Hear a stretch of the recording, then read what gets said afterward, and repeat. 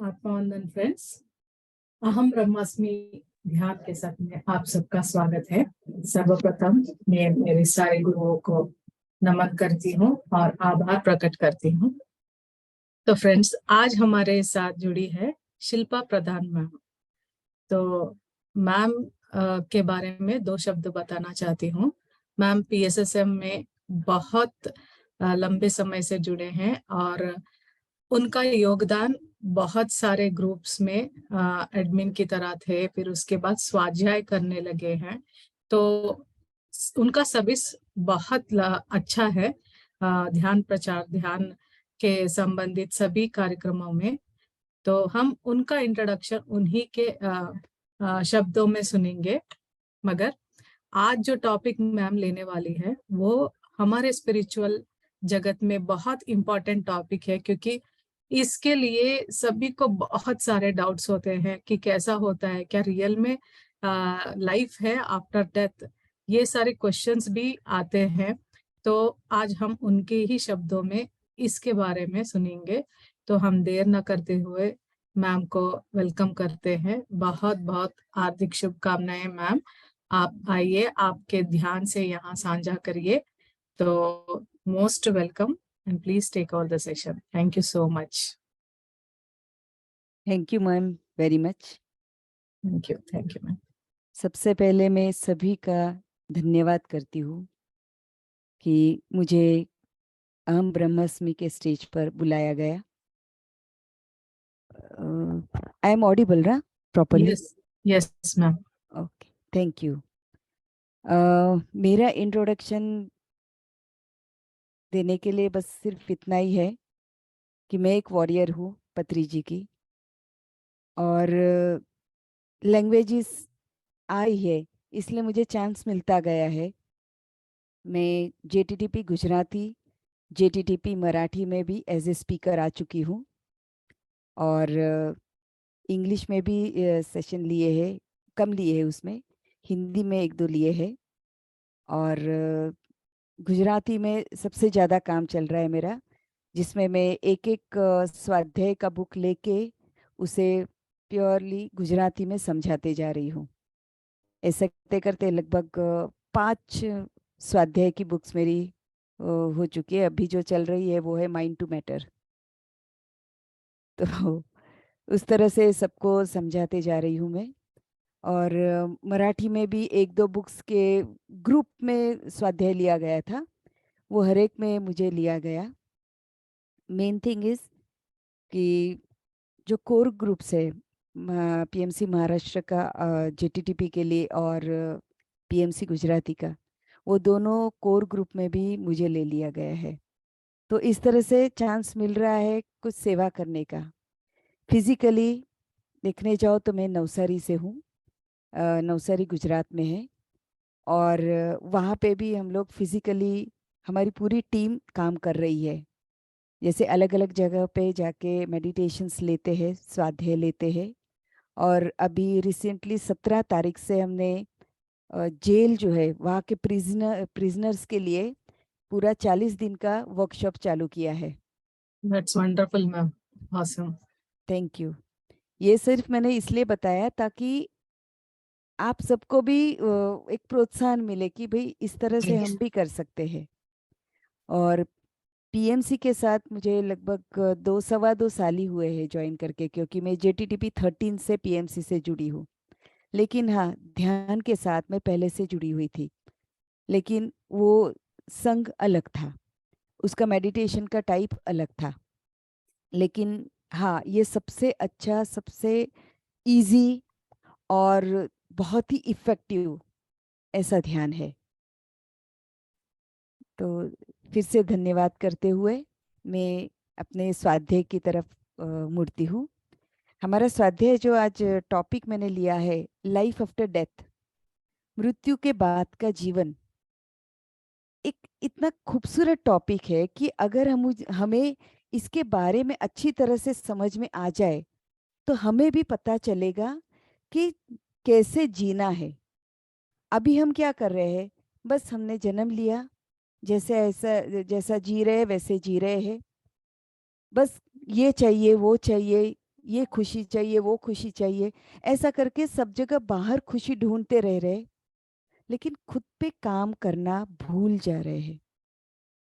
PMC को धन्यवाद, पत्री जी को धन्यवाद, जिससे हम इस रास्ते पे मुड़े हैं जहाँ पे हम हमें खुद को जानने का प्रयास कर रहे हैं। लेकिन लाइफ आफ्टर डेथ, ये जो कंसेप्ट है, हम सभी को समझना और खुद में उतारना बहुत ही ज़रूरी है। इसके बारे में हमने भी पहले कभी भी सुना भी होगा, लेकिन हमने कभी इतना विश्वास नहीं रखा है, क्योंकि हमारा लॉजिकल माइंड है, वो हमेशा तर्क वितर्क करता है। ऐसे थोड़े ही ना होता है, ये किसने देखा है, अब भी जो है उसे जी लो, मज़े कर लो, इस तरह से हम चलते रहते हैं।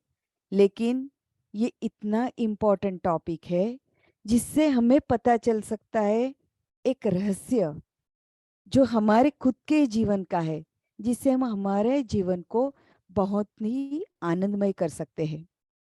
और इस कंसेप्ट को, ये टॉपिक इस पृथ्वी पर कौन लेके आया है पता है? एक 11 साल का लड़का, जिसका नाम था नचिकेता। हाँ दोस्तों, जो प्रश्न हम लोगों ने इतने बड़े होने के बावजूद कभी नहीं किया है, वो प्रश्न ये एक छोटा बच्चा लेके आया है। और इसने किस तरह से वो प्रश्न निकाला, उसकी भी एक छोटी सी स्टोरी है, वो हम समझ लेते हैं।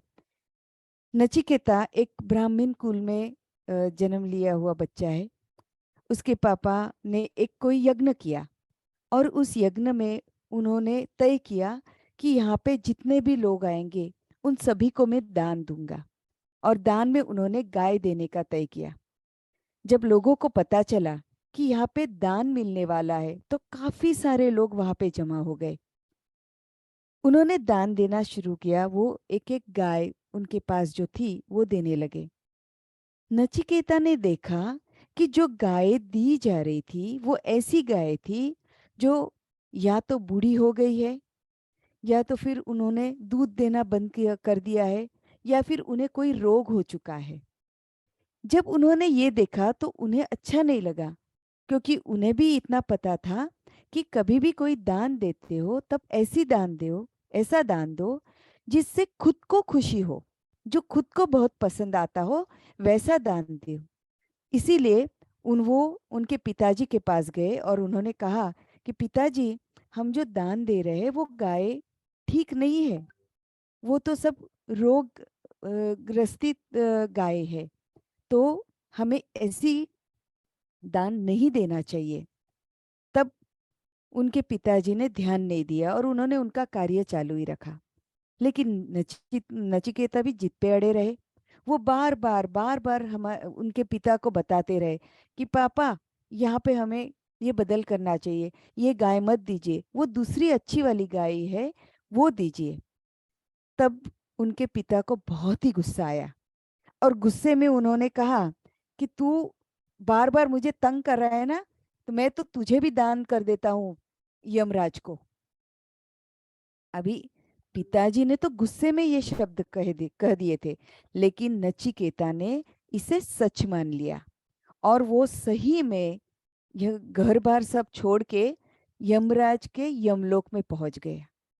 जब वो वहां पे गए तो वहां पे द्वार पे जाके उन्हें पता चला कि यमराज किसी काम के कारण कहीं पे 3 दिन के लिए बाहर गए हैं।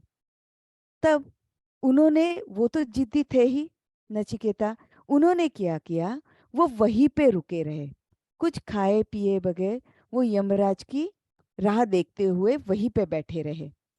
3 दिन के बाद जब यमराज आए, तब उन्होंने देखा कि अरे, ये सब बच्चा मुझे मिलने के लिए 3 दिन से भूखा प्यासा बैठा रहा है।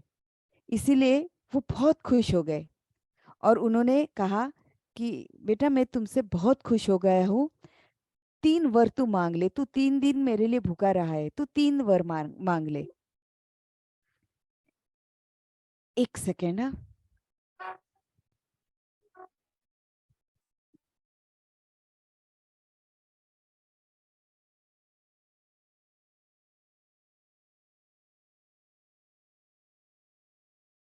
सॉरी। तो उन्होंने सबसे पहला जो वर मांगा वो ये था कि मेरे पिताजी का गुस्सा मुझ पर से उतर जाए और वो मुझे पहले की तरह प्यार करे। तो यमराज जी तो बहुत खुश हो गए। उन्होंने कहा तथास्तु। फिर दूसरा उन्होंने वर मांगा कि मुझे स्वर्ग की तरफ जाने का रास्ता बता दीजिए। उसके लिए भी यमराज जी तैयार हो गए। उसके लिए भी उन्होंने तथास्तु बोल दिया और उसका जो रास्ता था वो पूरा समझा लिया। अभी रहा तीसरा वर। तो तीसरे वरदान में नचिकेता ने कहा कि मुझे मृत्यु के बाद क्या होता है वो जानना है। उसके बाद कोई जीवन है तो मुझे उस रहस्य के बारे में जानना है। जब ये यमराज जी ने सुना तो पहले तो उन्हें बहुत अचरज लगा कि अरे ये छोटा सा बच्चा ऐसा प्रश्न कैसे कर रहा है। लेकिन फिर भी उन्हें डर भी लगा कि अगर ये रहस्य लोगों को पता चल जाएगा इस बच्चे के द्वारा तो फिर लोग सब हमेशा के लिए खुशी में रहने लगेंगे, आनंद में जीने लगेंगे। और उसके कारण वो लोग धरती पर जो एक्सपीरियंसेस लेने के लिए आते, चैलेंजेस लेने के लिए आते, वो लोग नहीं करेंगे क्योंकि उन्हें तो पहले से पता है कि ये सब क्या खेल है। और वो उस तरह से नहीं बिहेव करेंगे जैसा उन्होंने बिहेव करना चाहिए। इसीलिए यमराज बताने के लिए तैयार नहीं थे ये रहस्य। तब उन्होंने उसे लुभाने के लिए उसे कहा बेटा तुझे चाहिए तो मैं बड़ा सा महल दे देता हूँ, या फिर तुझे जितने महल चाहिए उतने सब महल मैं तुझे दे दूंगा। तभी नचिकेता ने कहा नहीं, मुझे तो ये रहस्य ही जानना है। दोबारा यमराज जी ने कहा बेटा तुझे जितना चाहिए उतना सब पैसा सोना चांदी सब दे दूंगा मैं। तब भी उसने कहा नहीं। इतने जिद पे अड़ा रहा कि अल्टीमेटली यमराज को उसे ये रहस्य बताना पड़ा। और तब ये रहस्य हम तक कंठ महर्षि जो है उन्होंने उनके कंठ उपनिषद में उसका पूरा वो रचना पूरी लिखी हुई है, वो पूरा समझाया हुआ है और उसके कारण ये हम तक पहुंचा है। अभी बात तो ये है कि नचिकेता जो सिर्फ 11 साल का बच्चा है वो ये प्रश्न दिमाग में ला सका, तो हम लोग इतने बड़े होकर भी ये प्रश्न क्यों निकाला नहीं हमारे दिमाग में। हमारे दिमाग में ये प्रश्न कभी आया क्यों नहीं। शायद उसका कारण ये भी हो सकता है कि बचपन में हम लोगों ने अगर प्रश्न किया भी होगा तो हमारे मम्मी पापा ने बता दिया होगा भाई तुझे ये सब लेके क्या करना है, तू खेलने जा, तू खाना खा ले, तुझे चॉकलेट दे देता हूँ। इस तरह से हमें लुभा के वो प्रश्न से दूर करने का काम किया। या फिर कभी हमारे दिमाग में ऐसा प्रश्न आया ही नहीं। लेकिन कभी कभी हमारे जो एल्डर्स है, हमारे माता पिता है या हमारे अंकल आंटीज है, उन्होंने शायद हमें धमका के भी भगा दिया होगा कि ऐसे सब प्रश्न क्या निकाल रहा है बेवकूफ की तरह। इस तरह से हमें इस प्रश्न से दूर कर दिया गया और बाद में धीरे धीरे हम ये प्रश्न से भी दूर हो गए। लेकिन दोस्तों इसके बारे में हमारे हिंदू ग्रंथ में बहुत अच्छी तरह से समझाया गया है। और सिर्फ हिंदुइज्म में ही नहीं, हर एक पंथ में, हर एक जो होली बुक्स है, जैसे क्रिश्चियनिटी की बाइबल, मुस्लिम लोगों की कुरान, पारसियों की जो धर्म ग्रंथ है, हर एक धर्म ग्रंथ में इसके बारे में कुछ न कुछ इंफॉर्मेशन दिया गया है। लेकिन हम लोग क्या करते हैं, हम उसके ऊपर इतना ध्यान नहीं देते हैं क्योंकि हम आज में जो खुशी मिल रही है बस उसे जी लो, पीछे का जो कुछ होने वाला, आगे जो कुछ होने वाला वो होने दो, उसकी चिंता नहीं है करनी। इस तरह से हम जीते रहते हैं। लेकिन हाँ, अगर हमें ये सब चीजों में इंटरेस्ट है तो दो मार्ग है जिससे हम ये जान सकते हैं। एक है ध्यान मार्ग, क्योंकि ध्यान मार्ग में भी हम जब धीरे धीरे खुद को आत्मा के लेवल में समझने लगते हैं, आत्मा की स्थिति में आ जाते हैं, तब धीरे धीरे हमें ये सब चीजें अपने आप समझ में आने लगती है। लेकिन अगर हम ध्यान ही नहीं है, अगर हम उतने लेवल तक नहीं पहुंचे हैं और फिर भी इंटरेस्ट है ये समझने के लिए, तो उसके लिए काफी सारे ऑथर्स है जिन्होंने ये बुक्स लिखी हुई है। उसमें से एक है रामपा सर। उन्होंने उनने लगभग 20 बुक्स लिखी है और उसमें उन्होंने यही सब समझाने का प्रयास किया है कि किस तरह से मृत्यु के बाद भी आपका जीवन चालू रहता है। क्योंकि ये सब हम यहाँ पे क्यों आए हैं, किस लिए आए हैं, वो पूरा उसमें उन्होंने उस बुक्स में समझाने का काम किया है। हमने ये बुक्स कभी आज पहले कभी हाथ में ली भी नहीं होगी। यहाँ पे भी अगेन थैंक्स टू पीएमसी कि उसके कारण हम ऐसी सब बुक्स को हाथ में लेने लगे हैं और हमें धीरे धीरे ये जीवन का रहस्य समझ में आने लगा है ध्यान के द्वारा और ये पुस्तकों के द्वारा। ब्रह्मश्री पितामह पत्री जी ने भी हमें यही बताया है कि मृत्यु के बाद जीवन है और उसके लिए जितनी बुक्स है वो सब बुक्स को आप रिफर करो, वो पढ़ो और समझो और ये रहस्य को जान के खुद के जीवन को जितना खुशियों में बदल सकते हो उसे उतना खुशियों में बदलते जाओ।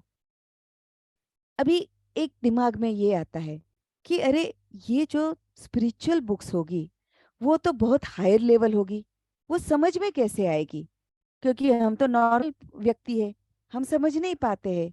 लेकिन दोस्तों, आपको अचरज लगेगा, यहाँ पे मैं मेरा खुद का एक एक्सपीरियंस शेयर करना चाहूँगी। जब मैं नई नई JTTP 13 में ज्वाइन हुई थी और तब बुक्स पढ़ने के लिए बताया गया था, तो मैं एक दिन बहुत खुश होके एक बुक लेके बैठ गई कि चलो मैं आज पढ़ूंगी। और सही में मुझे वो बुक में कुछ समझ में नहीं पड़ रहा था कि ये क्या समझाने का ट्राई कर रहे हैं, और मैं बोर होके मैंने वो बुक को साइड में रख दिया। लेकिन धीरे धीरे जैसे जैसे मेडिटेशन करते करते थोड़े दिन बीत गए, वो एक समझ आने लगे कि अरे हम लोग एक आत्मा है और आत्मा के लेवल से समझना सीखो, खुद को जानना सीखो।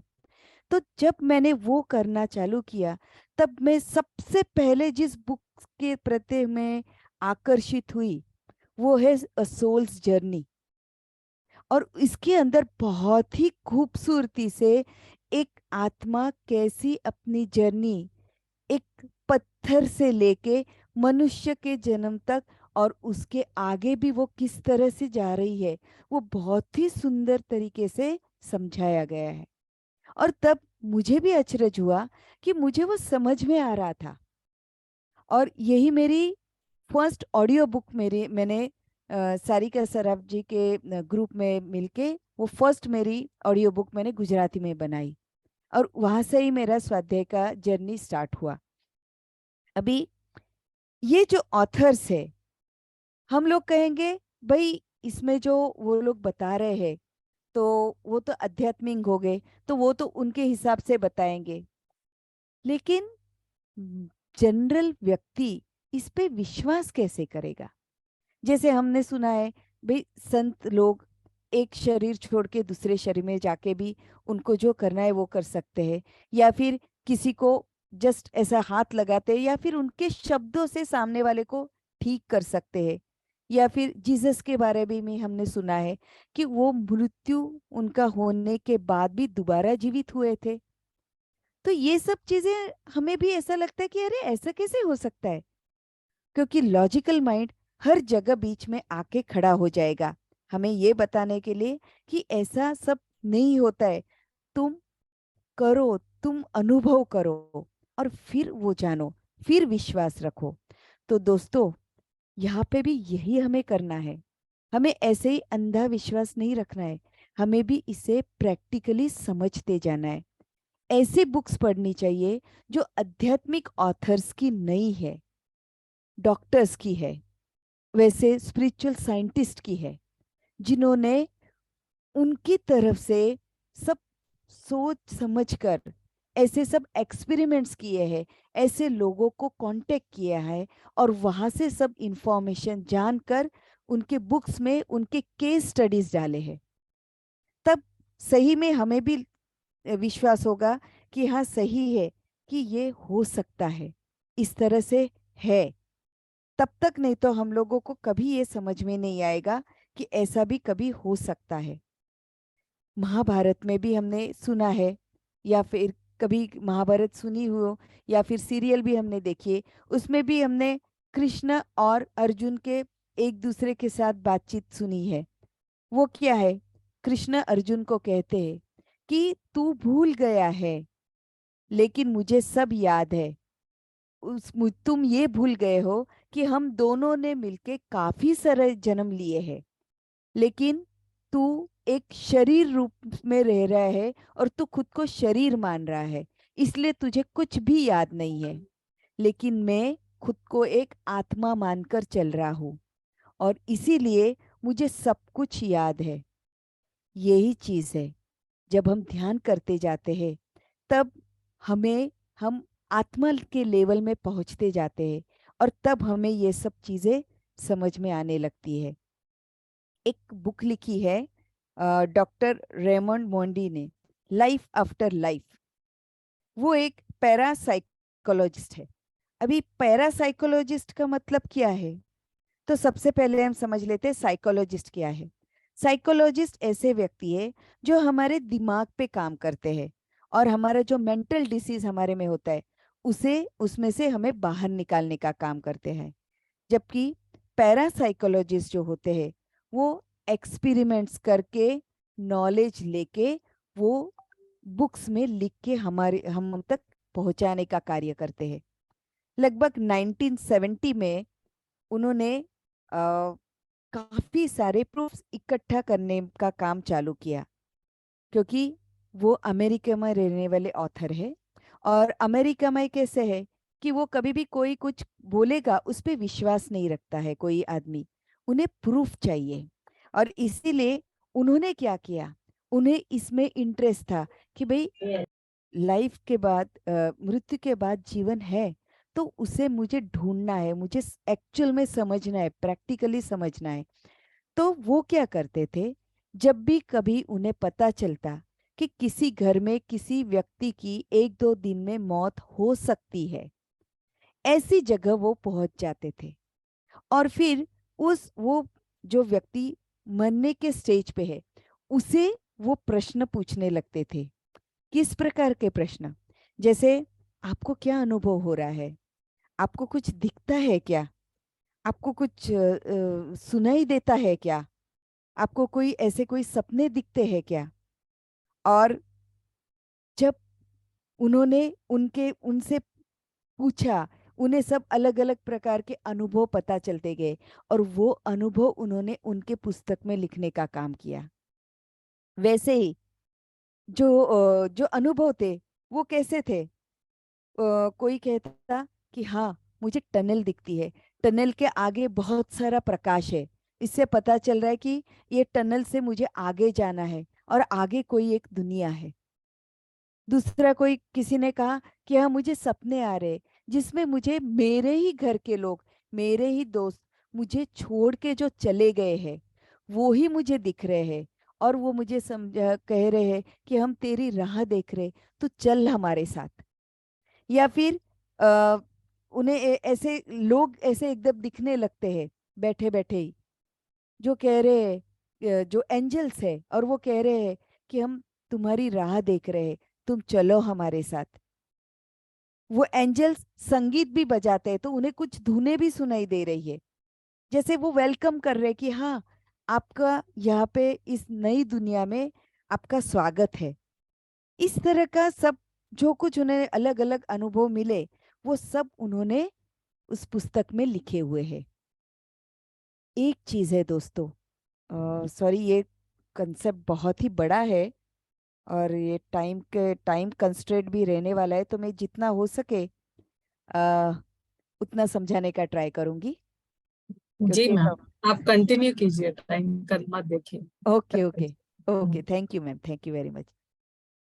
तो इसमें अभी अगर हमें ये समझना है कि आत्मा क्या है, या फिर ये किस तरह से काम करता है, तो उसके लिए उन्होंने उनके पुस्तक में लिखा हुआ है कि जब भी कोई ऑपरेशन होने वाला होता है तो डॉक्टर्स हमेशा एनेस्थेशिया का इंजेक्शन देते हैं।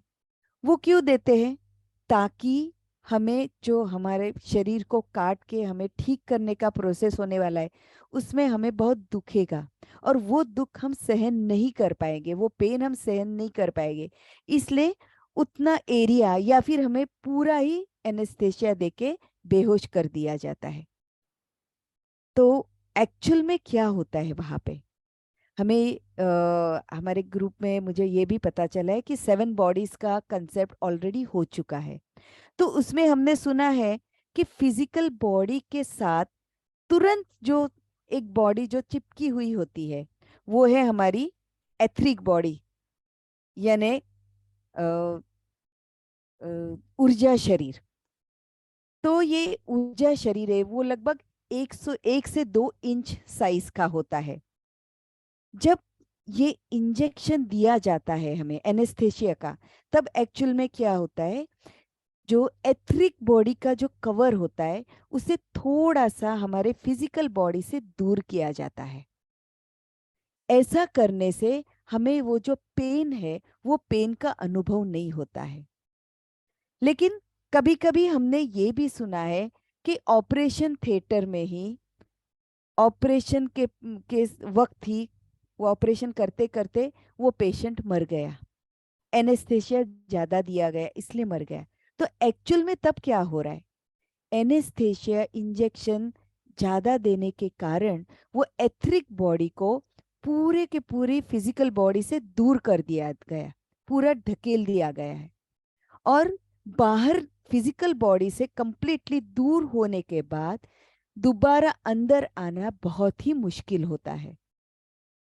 हाँ, कुछ आत्माएं ये भी करने में सक्सेस उन्हें मिल जाता है ये करने में, लेकिन बाकी सब समय वो फिर से दोबारा उसके उस फिजिकल बॉडी में अंदर नहीं जा पाता है, और ऐसे में उस व्यक्ति का मौत हो जाता है।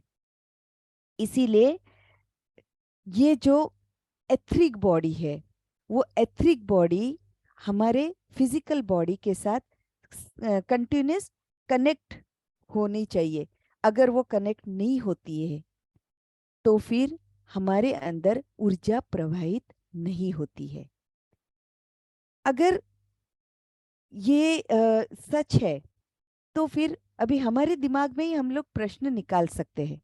जैसे कभी कभी हमने ये सुना है कि भाई किसी की मौत हो गई, डिक्लेयर भी कर दिया गया कि ये मर गया है, लेकिन दोबारा ये जिंदा हो गया। ये कैसे हो सकता है? ये कैसे हो चुका है? क्योंकि ये तो सत्य है, हमने काफी बार पेपर में भी ये पढ़ा हुआ है। तो उसका कारण ये है कि जब भी ऐसा कोई केस होता है, तब वो आत्मा, उसका एथरिक बॉडी फिजिकल बॉडी को छोड़ के कंप्लीटली दूर हो गया है। वो जर्नी करता है आगे के जो डायमेंशन है, वहां पे पहुंचता है। वो वहां पे मास्टर्स बैठे हुए होते हैं, और हरेक सोल, हरेक आत्मा उसकी खुद खुद की एक आत्मा की प्लानिंग करके आता है। वो खुद तय करके आता है कि भाई मैं यहाँ पे आके क्या क्या कार्य करना चाहता हूँ, और ये कार्य करके उसमें मुझे कौन कौन मदद करेगा। वो पूरा प्लानिंग करके आता है, और उसमें उसने वो भी प्लानिंग किया होता है कि मैं कब मरूंगा, यानी ये शरीर छोड़ के मैं कब यहाँ से चला जाऊंगा। इसलिए जब उसके सोल प्लानिंग में अगर तब पर्टिकुलर उस समय मौत लिखी हुई नहीं है, तो जब वो वहाँ पे आगे के डायमेंशन में जाता है, वहाँ पे मास्टर्स उसका आकाशिक रिकॉर्ड चेक करते हैं, और आकाशिक रिकॉर्ड में उन्हें पता चलता है उसका सोल प्लान, और अकॉर्डिंगली फिर उस व्यक्ति को वो दोबारा धरती पर भेज देते हैं। और इसीलिए जिसे काफी बार हमने सुना हुआ है कि मरा हुआ व्यक्ति फिर से जिंदा हो गया, उसका कारण ही ये है कि वो वहां वहां तक जाके दोबारा आ जाता है, क्योंकि उसके सोल प्लानिंग के हिसाब से उसे अभी काफी सारे एक्सपीरियंसेस लेने बाकी होते हैं, और इसीलिए वो दोबारा यहाँ पे आ जाता है। इसका मतलब ये हुआ कि हरेक का जो सोल प्लान है वो हरेक के आकाशिक रिकॉर्ड में लिखा हुआ है। अभी ये जो हमारे ऑथर है, ये सभी इंफॉर्मेशन ऐसे सब व्यक्तियों के पास से जाके लेके आ रहे थे, और उनके पुस्तक में उन्होंने यह सब कुछ लिखा हुआ है। वैसे ही एक दूसरे नॉन स्पिरिचुअल ऑथर है, डॉक्टर यांग शिंग स्टीवनसन। इन्होंने लगभग उनके 20 केसेस उनके री इनकारनेशन पे पूरा एक्सपेरिमेंटिंग करके उन्होंने पूरे उनके बुक में लिखा हुआ है। उन्होंने क्या किया, जहाँ पे भी उन्हें पता चलता कि भाई किसी व्यक्ति को उसका पुनर्जन्म याद आ रहा है, वो वहाँ पे पहुंच जाते थे। फिर उसके बाद से सब इंफॉर्मेशन इकट्ठा करके एक्चुअल में ऐसा है या नहीं, वो देखने के लिए उस पर्टिकुलर जगह पे जाकर पूरी चेकिंग करते थे। और तब उन्हें पता चलता कि ऐसी ऐसी बातें जो सिर्फ उनके फैमिली मेंबर्स को ही पता होंगे, वो सब बातें ये बच्चा या फिर वो जो कोई व्यक्ति होता था वो पूरा A to Z बता रहा है। और इस तरह से उन्होंने लगभग एक नहीं दो नहीं लगभग 20 इनकारनेशन के केसेस को स्टडी करके उन्होंने उनके बुक में लिखे हुए हैं। वैसे ही डॉक्टर माइकल न्यूटन, उन्होंने द डेस्टिनी ऑफ सोल और लाइफ बिटवीन लाइफ बुक्स लिखी हुई है। उन्होंने भी यहाँ पे इसी तरह से सब इंफॉर्मेशन इकट्ठी की है, लाइव एग्जाम्पल्स की, और वो सब उन्होंने उनके बुक्स में लिखा हुआ है। वैसे ही many masters many life, Brian वेलन जो एक हिप्नोटिस्ट है, उन्होंने उनके बुक में भी ऐसे ही उनके जो केसेस थे वो केसेस उन्होंने बहुत सुंदर तरह से बुक में लिखे हुए हैं। उसमें से उनका एक केस स्टडी है जो मुझे यहाँ पे शेयर करने की इच्छा हो रही है। एक कैथरीन नाम के लेडी की उन्होंने यहाँ पे उनका पूरा केस स्टडी यहाँ पे दिया है उस बुक में। उसे वो उनके पास जब एक एज ए पेशेंट एक क्लाइंट की तरह जब आई, तब उन्हें उस लेडी को काफ़ी सारी प्रॉब्लम्स थी। उन्हें उनके पति से प्रॉब्लम थे, काफ़ी बार बार झगड़े होते रहते थे। उन्हें उनके पति से बहुत डर लगता था, उन्हें अंधेरे से डर लगता था, उन्हें पानी से डर लगता था। ऐसे काफ़ी सारी प्रॉब्लम्स उन्हें थी। जब ये डॉक्टर ने उन्हें ट्रीट किया, उन्होंने पहले तो दवाइयाँ देके उन्हें ट्रीट करने का ट्राई किया, लेकिन देखा कि दवाइयों से उनमें कुछ भी फर्क नहीं पड़ रहा है। उसकी जगह उस लेडी की तकलीफें बढ़ रही है। इसलिए उन्होंने ये तय किया कि अभी यहाँ पे हिप्नोटिस्ट का सेशन लिया जाए। अभी पहले सेशन में जब उन्होंने उस लेडी को, कैथरीन को, जब हिप्नोटाइज किया, तब वो कुछ अलग ही दुनिया के बारे में बोलने लगी, कुछ कंप्लीटली डिफरेंट सब चीजें बोलने लगी वो। तो वो थोड़े टेंशन में आ गए, क्योंकि हिप्नोटिज्म में वो किसी भी क्लाइंट को कैसे ले जाते हैं कि भाई अभी अगर ये व्यक्ति 50 साल का है तो कहेंगे भाई अभी आप 40 साल के हो वो याद करो, 30 साल के हैं, 20 साल के हैं। ऐसा करते करते किसी भी माँ के पेट के अंदर जब वो मम्मी प्रेग्नेंट थी, वहां तक उस वॉर्म तक किसी को क्लाइंट को लेके जाते हैं, ताकि इस जीवन के बारे में उनके जो कोई तकलीफें हैं वो दूर कर सके। लेकिन ये जो लेडी कुछ बोल रही थी, वो इस जीवन के बारे में नहीं बोल रही थी, वो कुछ अलग ही बोलने लगी। इसीलिए उन्होंने क्या किया, उन्होंने सोचा कि ये कुछ ऐसा बोल रही है, इसका मतलब इसमें कुछ तो सत्य है। वो सीधे गए लाइब्रेरी में, और वहां पे उन्होंने सब बुक्स ढूंढने का काम किया कि किसी तो बुक में कुछ न कुछ तो पुनर्जन्म के बारे में लिखा हुआ होगा। तब उन्होंने देखा कि हिंदुइज्म की जो बुक्स थी उसमें इसके बारे में काफी कुछ लिखा हुआ है। क्रिश्चियनिटी में तो वो लोग पुनर्जन्म को इतना मानते ही नहीं है, इसलिए उसमें उन्हें उतना कुछ मिला ही नहीं। तब उन्होंने वो बुक्स लेके आए और उन्होंने वो बुक्स पढ़ी, तब उन्हें पता चला कि हाँ, पुनर्जन्म भी कुछ होता है। बाद में दोबारा वो हिप्नोटिज्म का सेशन लेके इस लेडी के साथ बैठे। तब उसने फिर से उसका जो पास्ट था, एक बहुत पुराने उसके एक पास्ट में वो पहुंच गई। उसने क्या कहा कि वो एक ट्राइबल लेडी है, वहाँ के जंगली जो उस समय के जो उस पर्टिकुलर जगह जंगल में रहने वाले जो लोग होंगे, वहाँ की वो लेडी है।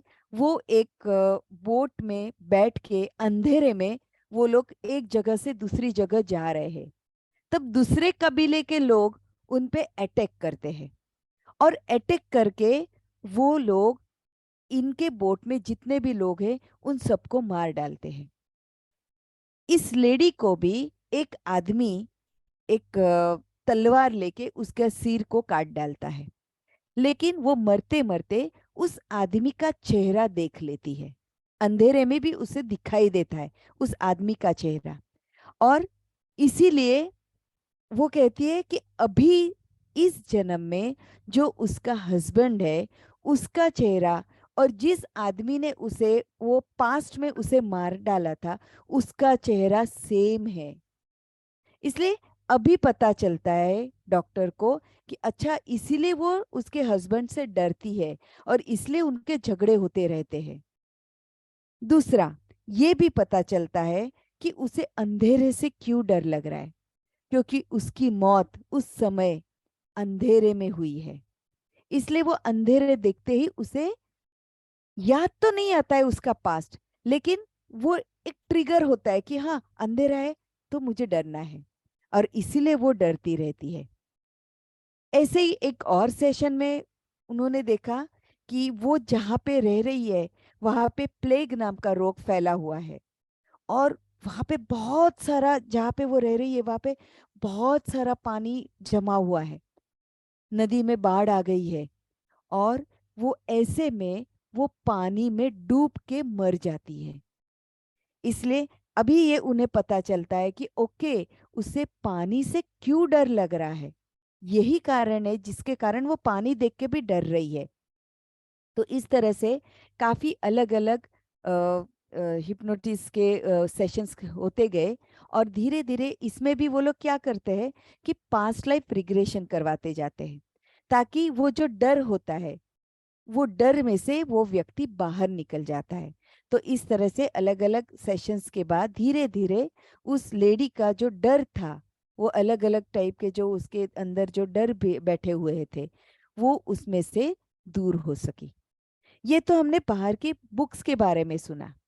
मैंने एक सेशन में ये भी सुना था कि रागिनी मैम, उन्होंने भी नियर डेथ एक्सपीरियंस किया हुआ है। वो जब उनको एक्सीडेंट हुआ तब वो भी हायर डायमेंशन तक पहुंच चुकी थी। उन्हें यहाँ पे डिक्लेयर कर दिया गया था कि वो अभी मर ही जाने वाली है, लेकिन उसकी आत्मा हायर डायमेंशन में पहुंची। वहां पे उसने देखा मास्टर्स बैठे हुए हैं, और उन मास्टर्स ने जब उसका आकाशिक रिकॉर्ड चेक किया, तब उन्होंने देखा कि अभी तो उन्हें बहुत सारे कार्य करने हैं, बहुत सारा काम करना है। इसलिए उनकी इच्छा तो नहीं थी दोबारा धरती पर आने की, लेकिन फिर भी उन्हें दोबारा धरती पर भेज दिया गया, और फिर वो दोबारा नॉर्मल हो गई। वैसे एक और महेश्वरी मैम है विशाखापट्टनम की, उनके साथ लगभग 12 से 13 साल पहले वो स्विमिंग पूल में थी, उनके बेटे के साथ स्विमिंग कर रही थी। तब एक एक्सीडेंट हुआ। एक आदमी जिसने ऊपर से छलांग मारी, वो कुछ इस तरह से छलांग मारी कि उस आदमी के पैर महेश्वरी मैम के पेट पर बहुत जोर से लगे, इतने जोर से लगे कि वहीं पर खून बहने लगा। उन्हें तुरंत हॉस्पिटल में लेके गए। हॉस्पिटल में लेके जाने के बाद डॉक्टर ने तो बताया कि बहुत सारा खून बह गया है, कुछ बता नहीं सकते, शायद इनकी मौत हो भी सकती है। हम सब ट्राई कर रहे हैं, लेकिन हम गारंटी नहीं दे सकते कि ये बच ही जाएगी। इस तरह से डॉक्टर्स ने तो उनका जवाब दे दिया। अभी यहाँ से इनकी आत्मा ट्रैवल करती करती हायर डायमेंशन में चली गई। नेक्स्ट डायमेंशन में जाकर उन्होंने वहाँ पे ऐसे ही, जैसे रागिनी मैम ने कहा है, वैसे उन्हें भी यहाँ पर मास्टर्स मिले। उन्होंने इनका आकाशिक रिकॉर्ड चेक किया और देखा कि अरे तुमको अभी यहाँ पे नहीं आना है, तुम्हारे लिए बहुत सारे काम पड़े हैं, वो सब तुम्हें काम करने ही है। और चिंता मत करो, तुम्हारा ऑपरेशन किया जाएगा और तुम बच जाओगी और तुम आगे का काम करोगी। और एक्चुअल में उनके ऊपर एस्ट्रली ऑपरेशन किया गया, वो भी एलेक्स डॉक्टर एलेक्स ने किया, जो आज भी पृथ्वी पर जिंदा है। उन्होंने ये ऑपरेशन किया और उससे वो बच गई। तो जब वो वहां से, वो हायर डायमेंशन से जब वो दोबारा पृथ्वी पर आ रही थी, तब उसने सौंदर्या, जो एक फिल्म एक्ट्रेस है, जिसने ये साउथ इंडियन फिल्म की एक्ट्रेस है, और उसकी भी मौत हो चुकी थी, तो उसकी आत्मा वहां पे जा रही थी हायर डायमेंशन में। अ, अगर याद नहीं आ रहा हो तो सूर्यवंशम नाम का जो अमिताभ बच्चन की जो फिल्म थी, उसके साथ जो उसकी हीरोइन दिखाई गई है, ये वो हीरोइन है। उसका एक्सीडेंट में मौत हो गई थी। तो वो हायर डायमेंशन में जा रही थी और हमारी महेश्वरी मैडम वहां से, उनकी आत्मा आ रही थी। जब आमने सामने हुए तो महेश्वरी मैडम ने उनसे पूछा कि अरे आप यहाँ पे कैसे? तो उसने कहा कि अरे मेरा प्लेन क्रैश हो गया है और इसलिए मुझे यहाँ पे आना पड़ा। और उसके बाद महेश्वरी मैडम दोबारा उनके शरीर के अंदर एंटर हो गई। बाद में वो पूरा दिन तो वो बेहोश रही उनके शरीर में। दूसरे दिन उन्होंने सुबह, जब उसे उन्हें थोड़ा होश आया, तब उन्होंने ये थोड़ी सी बातें शेयर की वहाँ पे। और बाद में पेपर जब देखा गया तो सही में इस हीरोइन की प्लेन क्रैश से ही मौत हो चुकी थी, ये वहाँ पे लिखा हुआ था।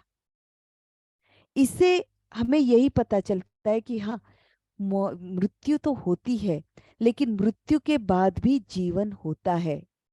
और वो मृत्यु के बाद का जो जीवन है, वो बहुत ही अलग होता है।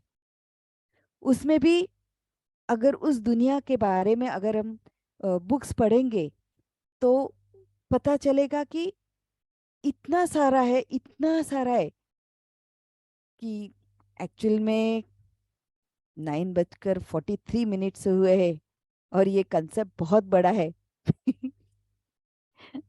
आप कहिए मैम। दोबारा नहीं सकेंगी क्या? हाँ, दोबारा से स्वाध्याय नहीं करेंगी क्या हमारे साथ में? नहीं आऊंगी, जरूर आऊंगी, क्यों नहीं। हाँ मैम, कितना टाइम लगता है मतलब? हाँ, मोर हाफ अ, एन आवर लगेगा क्या? ज्यादा टाइम लगेगा, क्योंकि ये जो लाइफ आफ्टर डेथ का जो पार्ट है, ये तो अभी मैंने सिर्फ एक ढांचा तैयार किया कि इस तरह से सब होता है, ये हम्म। एग्जाम्पल्स बताए। अभी जो एक्चुअल्स है वो पार्ट उसके बाद आता है, क्योंकि मैंने इस बेसिस के 2-3 बुक्स पढ़े हुए हैं। ओके, तो हम पार्ट 2 करेंगे मैम इसका, सेम टॉपिक का, ओके अगली ओके। बार, next time. Okay okay. Okay. Sure sure sure sure. Ma'am हाँ पूरा जी। कंप्लीट करिए, हम ऐसे बोलते हैं। आप ये बुक पूरी कंप्लीट करिए, बहुत बहुत इंटरेस्ट आ रहा था। क्योंकि बहुत एक्चुअली थैंक यू मैम, बहुत अच्छा बता रही थी आपने, इतने सहजता से और इतना काम एंड कंपोज करके एकदम से आराम से बता रही थी, बहुत अच्छा लग रहा था। इसलिए मैं थैंक यू। बोल रही हूँ, अगर टाइम 10 मिनट में अगर आपका टॉपिक खत्म हो जाता है तो कंटिन्यू कीजिए। 10 It will मिनट take- तो नहीं, इसमें तो टाइम ज्यादा लगेगा, लेकिन हाँ थोड़ा बहुत उसे थोड़ा कंटिन्यू अगर करना हो तो हम्म, थोड़ा सा कंटिन्यू कर सकती हूँ मैं। हाँ, जैसे कंक्लूड करते हैं ना वैसे उसे लेकर जाइए, हाँ मगर हाँ, पार्ट 2 जरूर कीजिए मैम, बहुत अच्छा है sure topic. Sure okay. Sure sure sure okay. Sure. Okay ma'am, okay okay continue ma'am okay please. Okay ma'am, thank you. Ma'am वो क्वेश्चन आंसर लेंगे क्या? हाँ लूंगी ना, ठीक है मैम। हाँ। Question okay. आंसर भी लूंगी। तो अभी इससे हमें ये पता चलता है कि मौत के बाद भी हम शरीर छोड़ते हैं, लेकिन आत्मा तो मरती नहीं है। आत्मा आगे उसकी जर्नी में, उसकी यात्रा में आगे चलती है। जैसे एक छोटा सा अगर एग्जाम्पल दूं, तो जब भी किसी की मौत होती है, तब हमें ये पता है कि हमारे घर में 13 दिन तक दिया जला के रखते हैं। हमारे हिंदुइज्म में हम ऐसा सोचते हैं कि भाई 13 दिन तक वो आत्मा यहीं पे मंडराती रहती है, घर में ही घूमती रहती है। तो ये बात सही है। आत्मा जब भी शरीर छोड़ती है, उसके बाद वो वहीं पे 13 दिन रहती है, ये देखने के लिए कि उसके घर वाले उनका जाने के बाद किस तरह से रह सकते हैं। क्योंकि जब हम जन्म लेते हैं, तब आते हैं तब तो हम अकेले आ रहे हैं, लेकिन फिर बाद में हम अपने ही आजू बाजू पूरा माया जल का पूरा जंगल बना देते हैं। वो माया जाल कौन सा होता है? Attachment, emotions. और इसके कारण हम इतने एक दूसरे के साथ कनेक्ट हो जाते हैं कि जब हमें शरीर छोड़ने का समय आता है, तब भी हम जल्दी से शरीर छोड़ भी नहीं पाते हैं। जैसे हमने काफी एग्जाम्पल्स देखे होंगे जहाँ पे हम कहते हैं कि भाई मौत तो हो जाएगी ऐसा लग रहा है, लेकिन पता नहीं जान कहाँ पे अटकी हुई है। वो क्यों अटकी हुई होती है? क्योंकि वो छोड़ने के लिए तैयार नहीं होते हैं। उनका मोह माया जो है, उनका जो अटैचमेंट है, वो उनको वो शरीर छोड़ने को तैयार, उनका मन ही तैयार नहीं होता है। और वो खुद को फिजिकल बॉडी से अलग करना चाहते ही नहीं है, वो कर ही नहीं पाते हैं। और ऐसे समय जो हमारे जो दोस्त मित्र या हमारे घर के लोग जो ऑलरेडी शरीर छोड़ चुके हैं, वो आके उसे समझाते हैं, समझा बुझा के उससे रिक्वेस्ट करके उसके ही मन से शरीर को छुड़वाते हैं। लेकिन फिर भी उसका अटैचमेंट है, इसलिए वो यहाँ घूम घूम के वो ट्राई करता है कि मैं मेरे घर वालों को सांत्वना दूं, समझाओ कि मैं तो जा रहा हूँ, लेकिन तुम लोग ठीक से रहो। और इसीलिए हम लोग तो कहते हैं कि भाई धीरे धीरे हमारा रोना बंद हो जाता है, जैसे हम एक्सेप्ट करते जाते हैं। लेकिन उसके पीछे भी एक स्टोरी है। उसके पीछे ये है कि वो पूरा कंसेप्ट अगेन अलग है। वो इसमें मैं आगे के बाद ही लूंगी, क्योंकि वो अगेन वो ज़्यादा टाइम ले लेगा।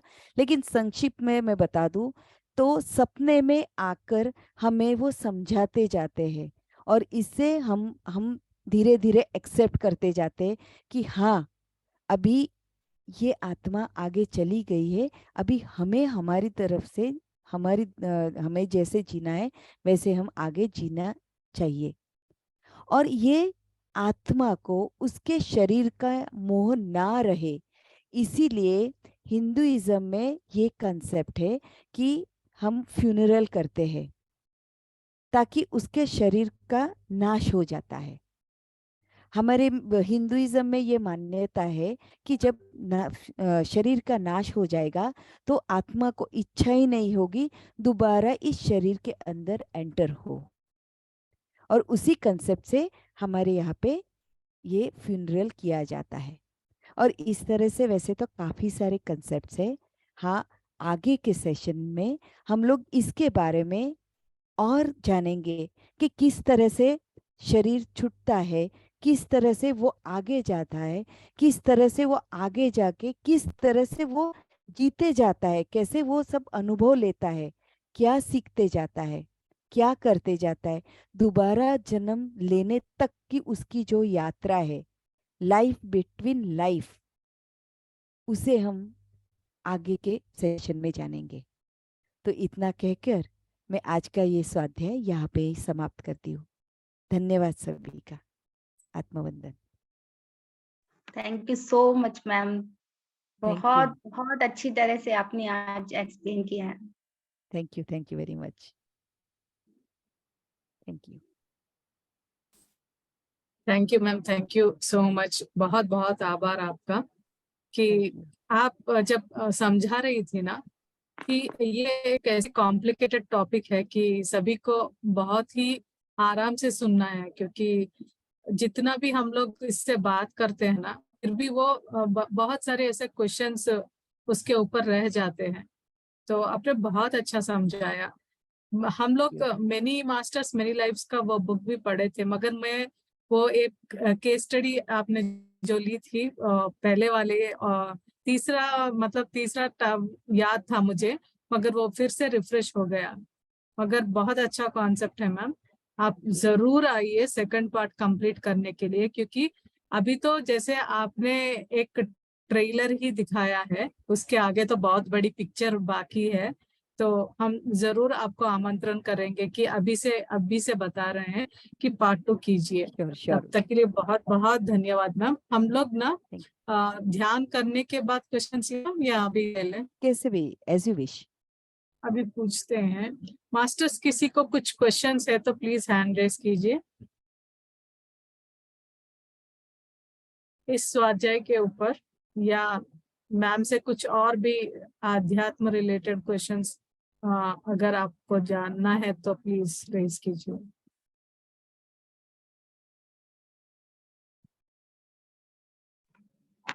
मैम मैं पूछना चाहती हूँ, मैम मैंने सुना था आपके गले में कुछ प्रॉब्लम थी, डॉक्टर ने आपको बिल्कुल कहा था कि आप बोल नहीं पाएंगे, तो हाँ। आपने कैसे अपने आप को ठीक किया वो आप बताइए।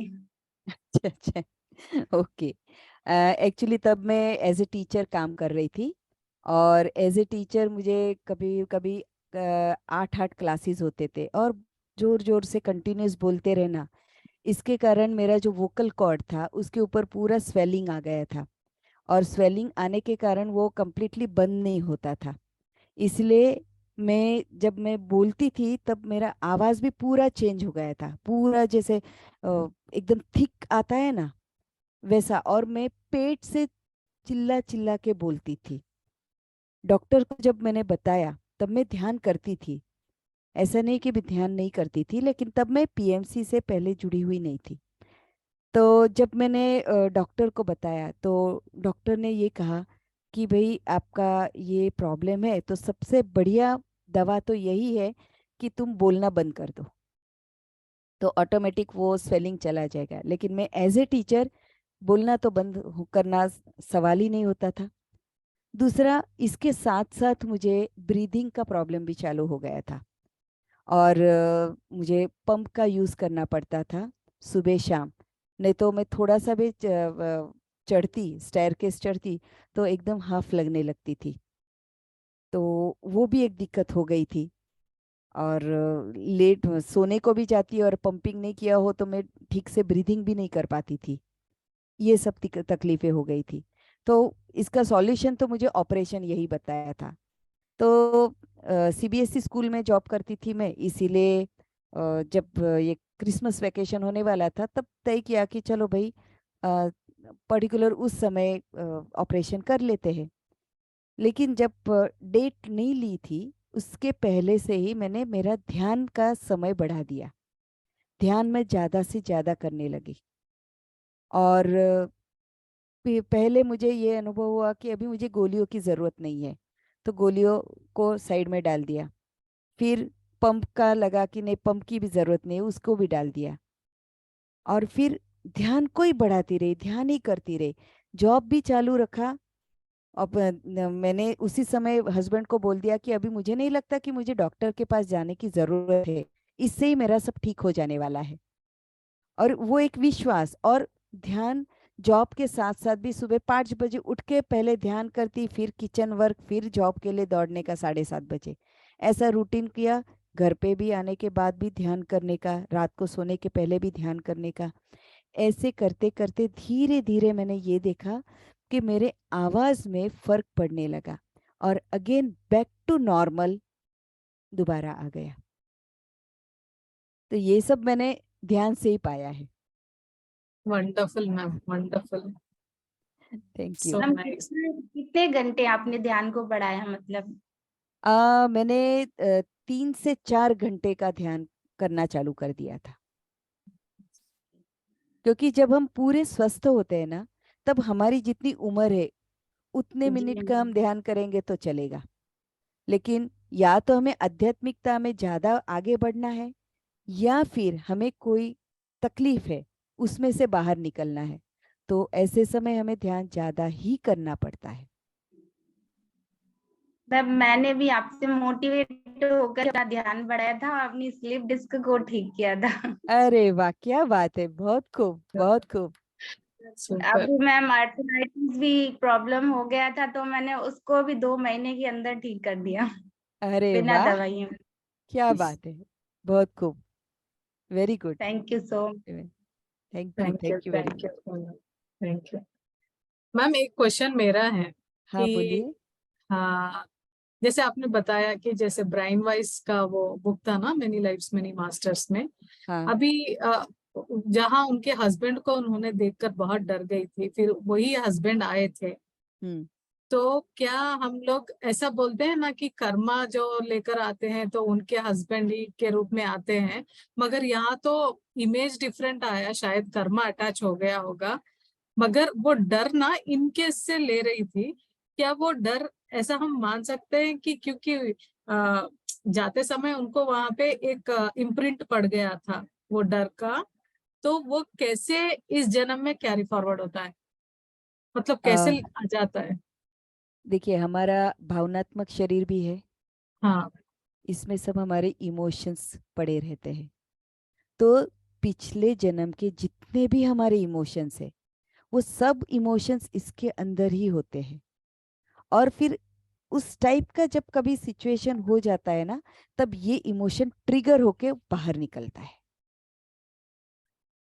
तो मैम, अभी जब बॉडी वेकेट होता है तो ये पूरे बॉडीज में, जैसे मैंने सुना है, मतलब पूरे बॉडीज भी एक लाइफ टाइम में वो भी डिस्ट्रॉय हो जाते हैं, ऐसा नहीं होता है क्या? नहीं, सब डिस्ट्रॉय नहीं होता है, सिर्फ हमारा एथरिक बॉडी डिस्ट्रॉय होता है।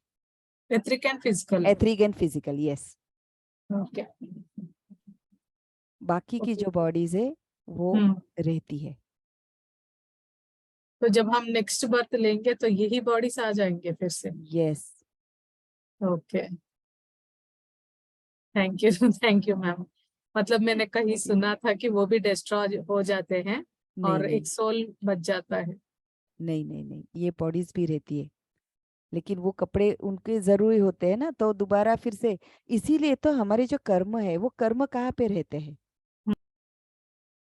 वो कर्म हमारे इस भावनात्मक शरीर के अंदर रहते हैं। और जो कर्म इस जन्म में मुझे काटने हैं, वो कर्मों को हम हमारे एथरिक बॉडी के जो हमारे चक्र है ना, नीचे के चक्र, उसके ऊपर बीज स्वरूप में लेके आते हैं। ये भी पूरा कंप्लीट ये कंसेप्ट बहुत सारे ज्यादा डीप में चले जाते हैं फिर। हाँ। हाँ, ठीक है मैम, हम लोग ये सस्पेंस रखते हैं नेक्स्ट सेशन के लिए, क्योंकि हाँ, कुछ तो सस्पेंस रहना चाहिए। ओके। बराबर है। जरूर करिएगा पर। Sure sure. लक्ष्मी मैम, आपको बात करना है? आपने वीडियो ऑन की थी।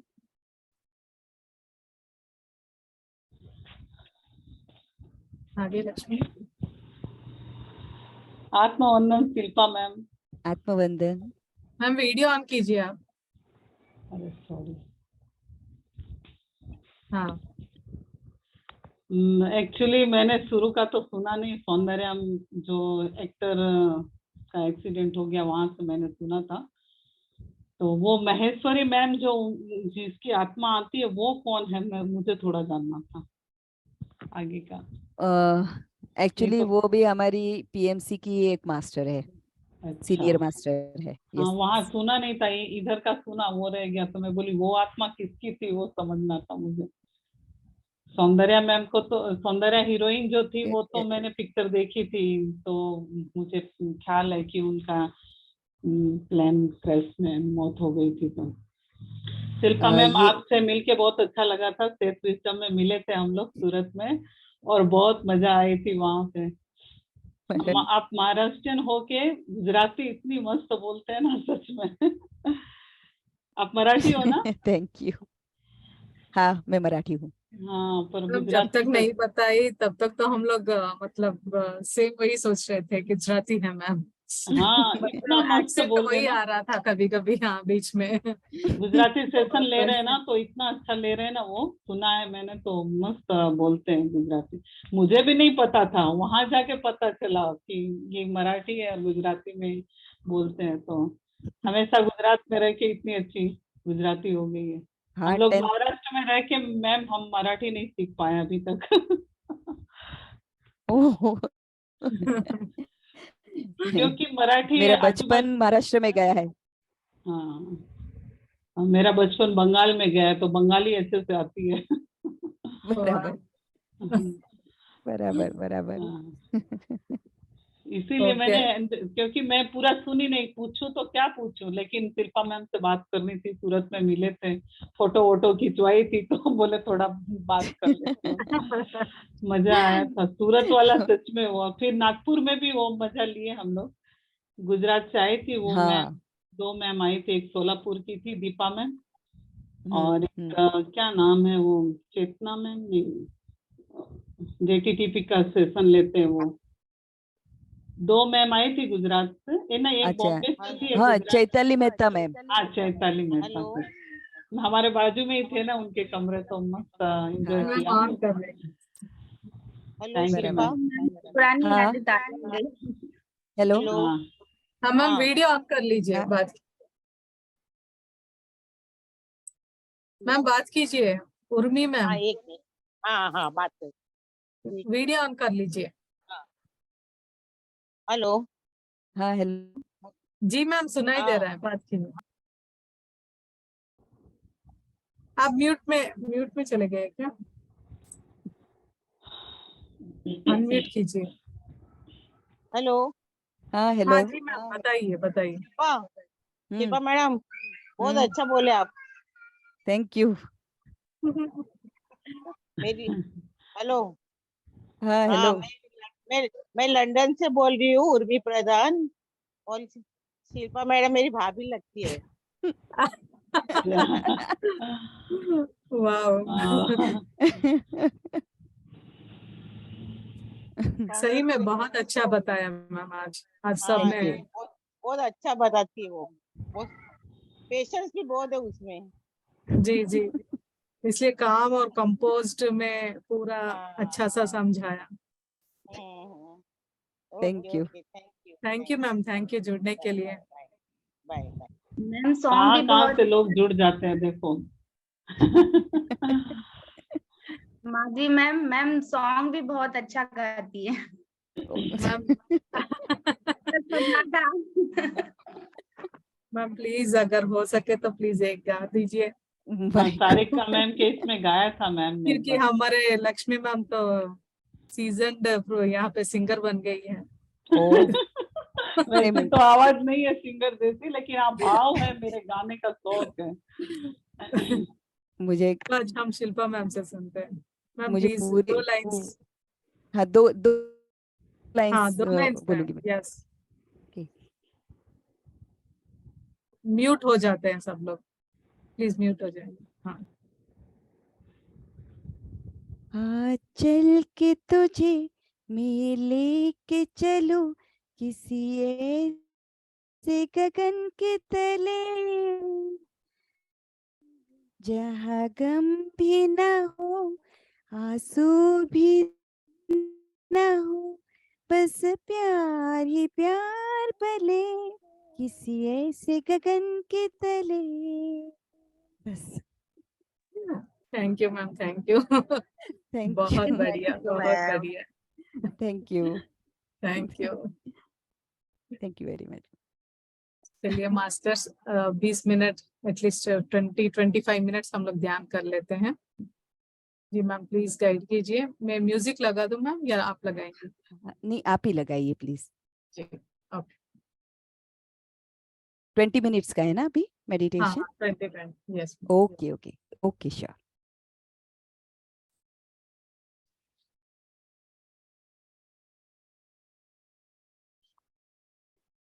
तो चलिए दोस्तों, हम लोग सब ध्यान की स्थिति में बैठ जाते हैं। सभी को पता है कि हमें ये 3 लॉक्स लगाने हैं। सुखासन में बैठना है। अगर सुखासन में नहीं बैठ सकते हैं तो कुर्सी पे या सोफे पे बैठकर पैरों पर पैर चढ़ाने हैं। चश्मा अगर पहना हो तो चश्मा निकाल के रख दीजिए। और अभी पूरा ध्यान हमारे आते जाते सांसों पर।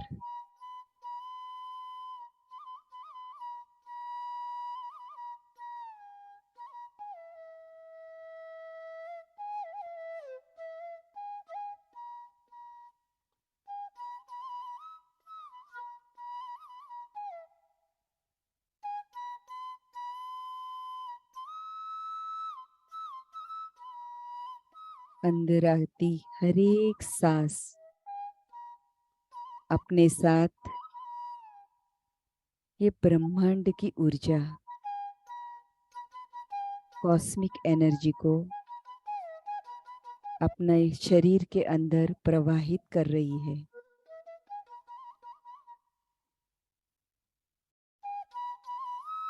और बाहर जाती हर एक सांस हमारे अंदर का स्ट्रेस, नकारात्मक विचार बाहर निकालने का काम कर रही है।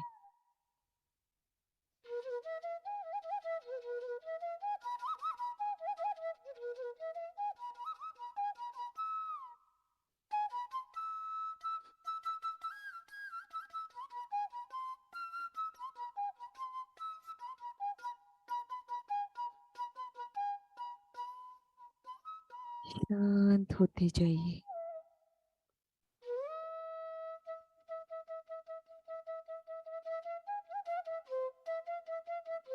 शरीर को सिर से पैर तक रिलैक्स करते जाइए।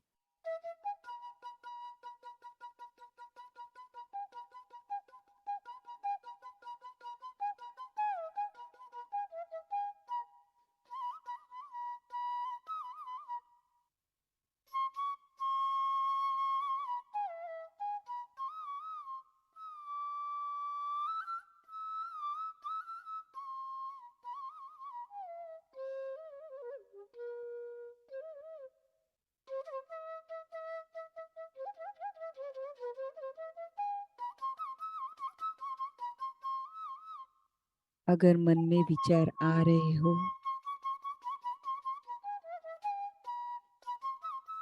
तो उन पे ध्यान देने की जगह अपना पूरा ध्यान दोबारा हमारी सांसों पर।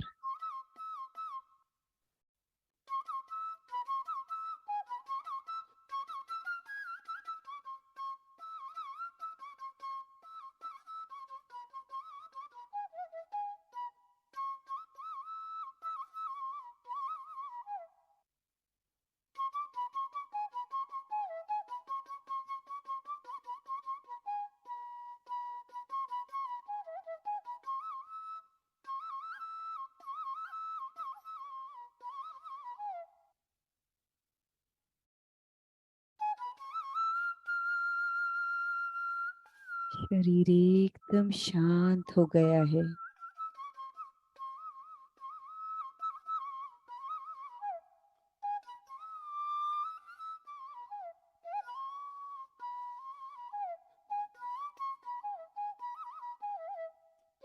विचार भी कम हो गए हैं।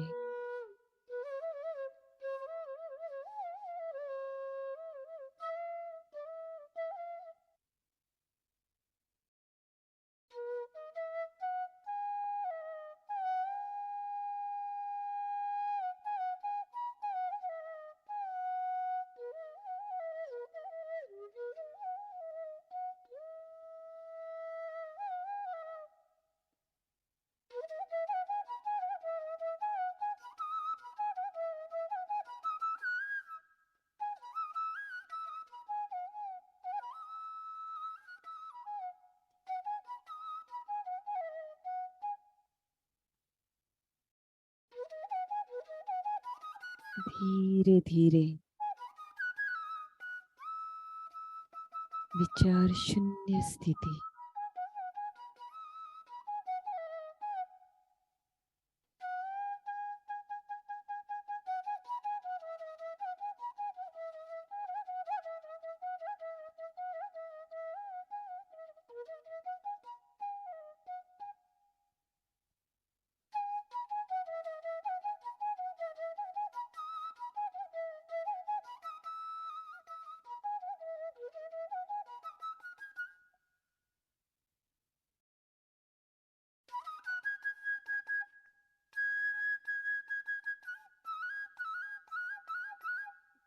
अपने आप को पहचानिए दोस्तों।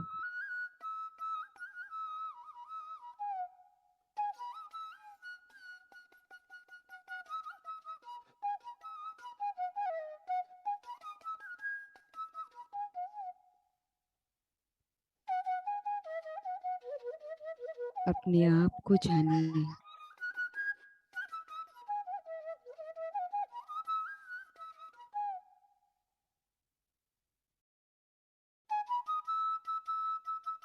खुद के ही अंदर डीप उतरते जाइए।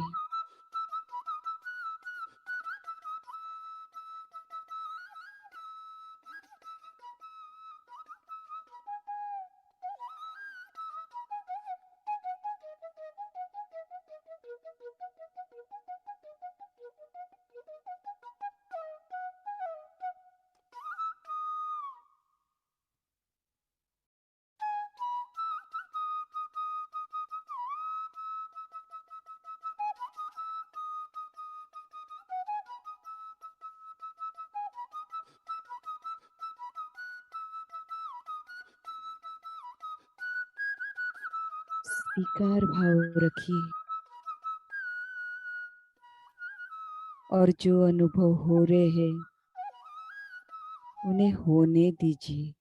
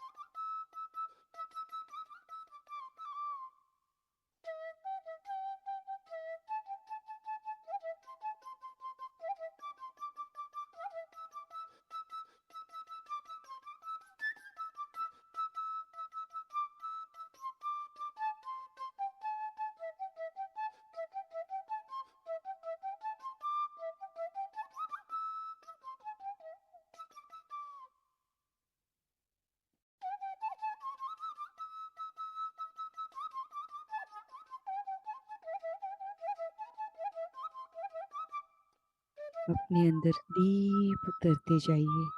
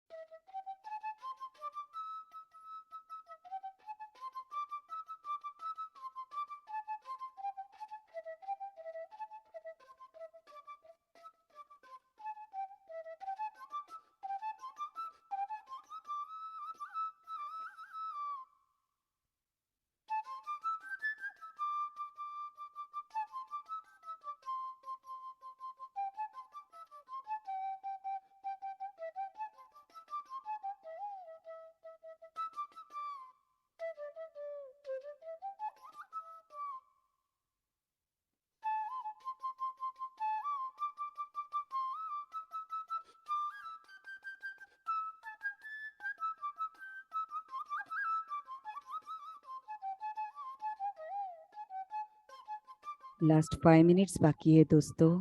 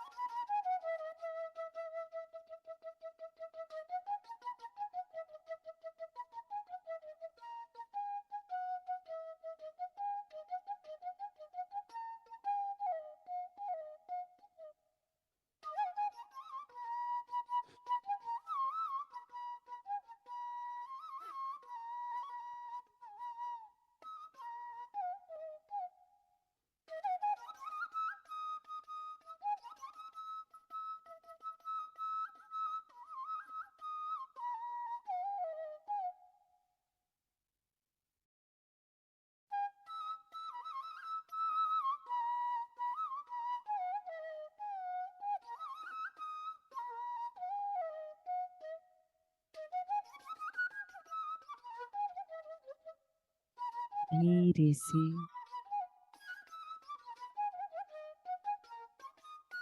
अपने भौतिक शरीर में वापस आ जाइए।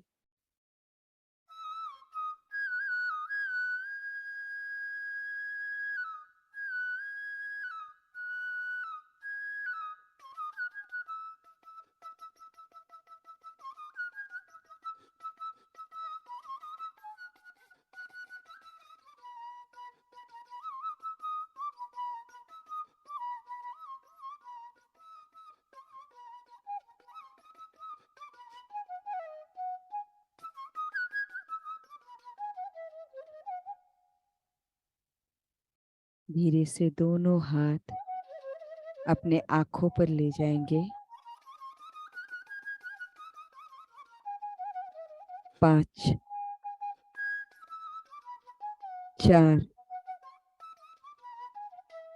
3 2 1 और 0।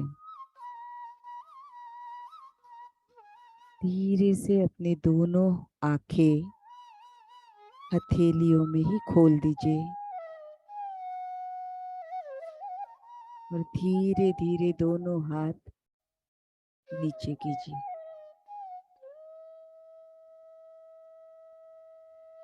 धन्यवाद सभी का। आत्मवंदन।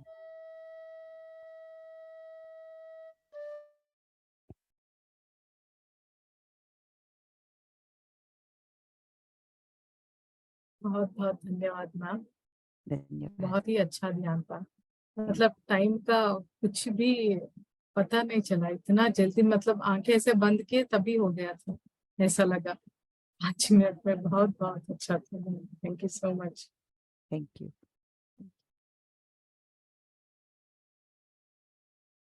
मैं तो Thank energise. you. Thank Santosh you so Raj much. Ma'am, video on कर लीजिए। Thank you ma'am, thank you जुड़ने के लिए। Thank you, Shilpa ji, so much. Thank बहुत. You. It was a very well explanation you did. Thank you so much. Thank Waiting you. for the next time. Yes. Sure ma'am. Thank जी, you very much. thank you. Thank you ma'am, thank you. Thank you. Masters, किसी को कुछ question है या experience बताना चाहते हैं, hand raise कीजिए।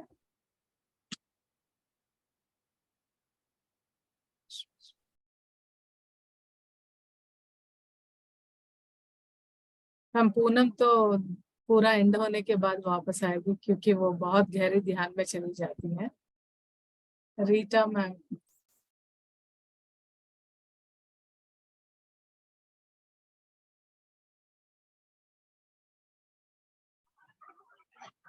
हेलो मैम, आत्मवंदन। मैम मेरी ये जानना चाहती हूँ कि जब हम पास्ट लाइफ में जा सकते हैं ध्यान से, तो हम फ्यूचर के बारे में क्यों नहीं जानते? आप दोबारा बोलेगी? मैंने ठीक से सुना नहीं।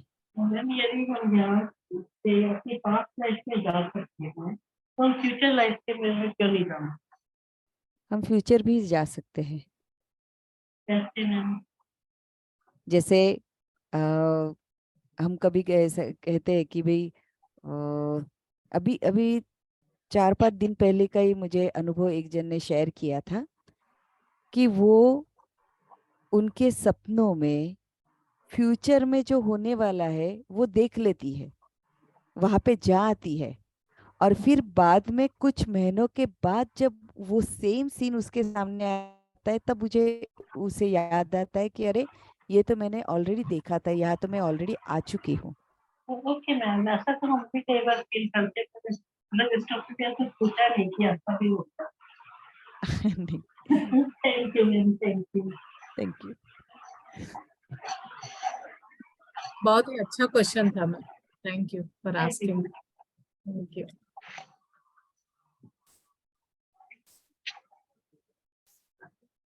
मास्टर्स, किसी और को कुछ क्वेश्चन?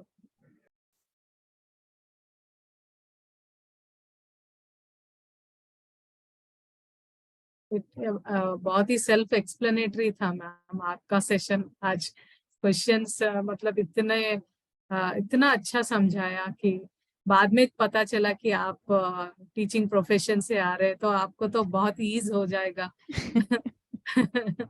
कि बहुत अच्छा समझाया। एक्चुअली मैं इतने बार बता रही हूँ तो वो आप समझ सकती हैं कि मुझे कितना पसंद आया एक्चुअली। तो Thank you. शायद किसी को क्वेश्चंस नहीं है मैम, हम यहाँ पे कंक्लूड करेंगे।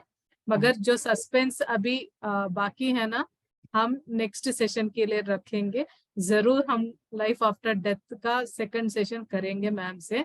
तो मास्टर्स, तब तक मैम की इसी आज के ध्यान की ऊर्जा से बने रहें, और कल हम फिर एक नए स्वाध्याय से मिलेंगे इसी वक्त। तो तब तक के लिए सभी को धन्यवाद और शुभ रात्रि। Thank you so much ma'am for coming. Thank you. Thank you. Lots and lots of gratitude. Thank you so much. Thank you. Thank you.